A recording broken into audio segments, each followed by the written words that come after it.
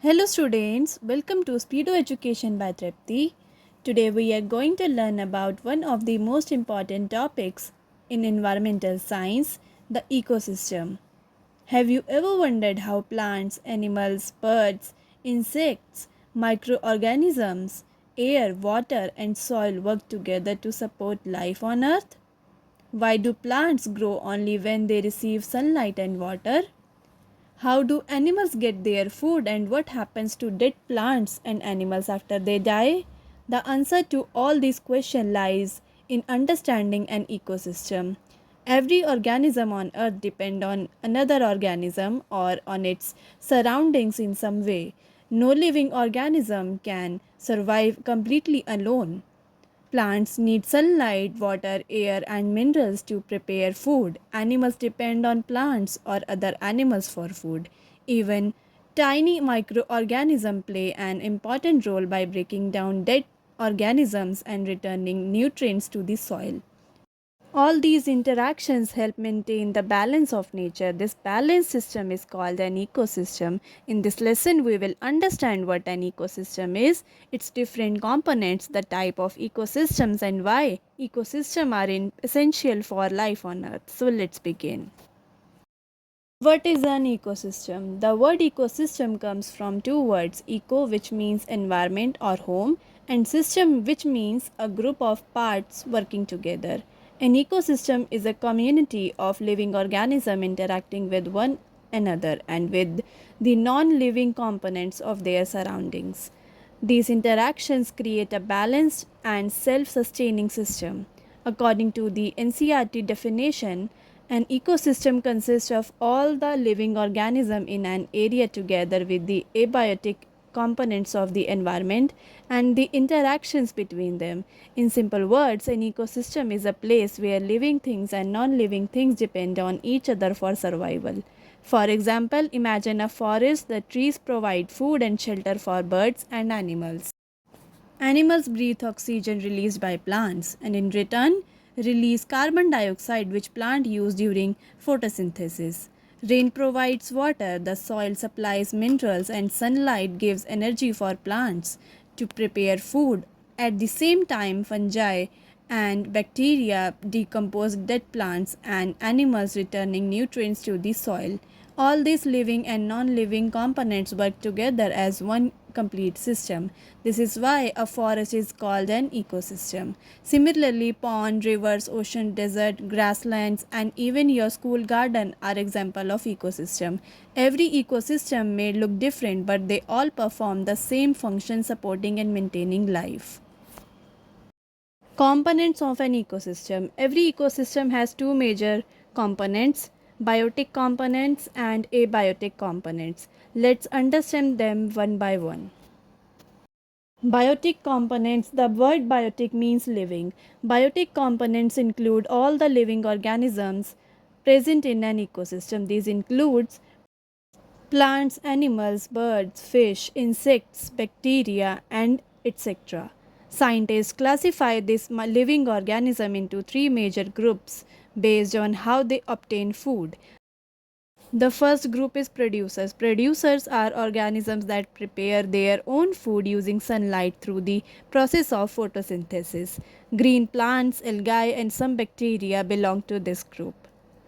The second group is consumers. Consumers cannot prepare their own food. They depend directly or indirectly on producer for their energy. Humans, cows, lions, birds, snakes, insects and fish are all consumers. The third group is decomposers. Decomposers such as fungi and bacteria break down dead plants and organic waste into simpler substances. These nutrients return to the soil and are reused by plants. Together, the three groups form the living part of every ecosystem. Abiotic components. Now let's learn about the second major component of an ecosystem. The word abiotic means non-living. Abiotic components are the physical and chemical factor that supports life that include sunlight, air, water, soil, temperature, rainfall, wind, humidity, minerals, rocks. Although these factors are not alive, they are essential for the survival of living organisms. For example, plants need sunlight to prepare food and water to absorb nutrients, carbon dioxide from the air for photosynthesis, and mineral from the soil for healthy growth. Animals need oxygen for respiration, water for survival, and suitable temperatures to live comfortably. Without these abiotic factors, no living organism could survive. This is why both biotic and abiotic components are really equally important in maintaining an ecosystem. Interaction between biotic and abiotic components. One of the most important features of an ecosystem is the interaction between its living and non-living components. Plants absorb water and minerals from the soil, take in carbon dioxide from the atmosphere, and use sunlight to prepare food. Animals eat plants or other animals to obtain energy. Decomposers break down dead organisms and return nutrients to the soil. These nutrients are once again absorbed by plants. This continuous interactions allow matter to be recycled while energy flows through the ecosystem. As long as these interactions continue smoothly, the ecosystem remains balanced and healthy. Types of ecosystem. Now that we understand what an ecosystem is and its components, let's learn about the different types of ecosystem. Ecosystems are broadly divided into two main types: natural ecosystem and artificial or human made ecosystem. There are two. Let's understand each one. Natural ecosystem. Natural ecosystem are formed by nature without human involvement. They developed naturally over thousands or even millions of years through interactions between living organisms and their environment. These ecosystems are generally self-sustaining because all the organism and environmental factors work together to maintain balance. Some common examples of natural ecosystem includes forests, grasslands, deserts, mountains, rivers, ponds, lakes, wetlands, and oceans. Let's take the example of a forest. In a forest, trees produce food through photosynthesis. Herbivores such as deers and rabbits feed on plants. Carnivores such as tigers and leopards feed on herbivores. Birds build nests on trees. Insects pollinate flowers, and fungi and bacteria decompose dead plants and animals. Sunlight, air, water, and soil support all these living organisms. Everything in a forest is connected, making it an excellent example of a natural ecosystem. Next, we have artificial or human made ecosystems. Artificial ecosystems are created and maintained by humans. Unlike natural ecosystems, they require regular care and management. Without human support, many artificial ecosystems cannot function properly. Examples include garden, crop fields, parks, aquariums, fish farms, greenhouses, and botanical gardens. Consider a crop field. Farmer prepare the soil, sow seed, irrigate the land, apply fertilizers, and when needed remove weeds and protect crop from pests. Human care is essential for maintaining this ecosystem. Similarly, an aquarium depends on human for food, clean water, oxygen, and proper maintenance. Although artificial ecosystems contain both living and non-living components, they rely heavily on human intervention. Characteristics of an ecosystem. Every ecosystem has certain important characteristics. Interdependence. All organisms in an ecosystem depend on one another either directly or indirectly. For example, plants depend on sunlight and water. Herbivores depend on plants for food. Carnivores depend on herbivores, while decomposers depend on dead organic matter. This dependence help maintain ecological balance.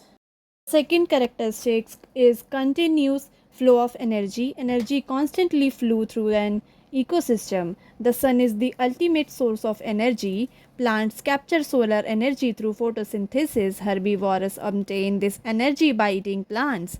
Carnivores obtain energy by eating herbivores. Unlike nutrients, energy flows in and one direction and is not recycled. We will study this concept in detail in the upcoming lesson on food chain and energy flow. The third characteristic is nutrient recycling. While energy flows in one direction, nutrients keep moving in cycles. Plants and animals die. Decomposers break them down into simpler substances. These nutrients return to the soil. Plants absorb them again through their roots. This continuous recycling keeps the soil fertile and support plant growth. The last is dynamic nature. Ecosystems are always changing. New organisms are born, others die, seasons change, rainfall varies, and environmental conditions constantly fluctuate. Despite these changes, healthy ecosystems maintain a natural balance. Next is functions of an ecosystem. Every ecosystem performs several important functions that make life possible on Earth. First is production of food. Green plants prepare food through photosynthesis. This food becomes the primary source of energy for all living organisms. Next is flow of energy. Energy moves from the sun to producer, then to consumer, and finally reach decomposers. This movement of energy supports every living organism. Next we have is nutrient cycling. Important nutrients such as carbon, nitrogen, phosphorus, and minerals are continuously recycled between living organisms and the environment.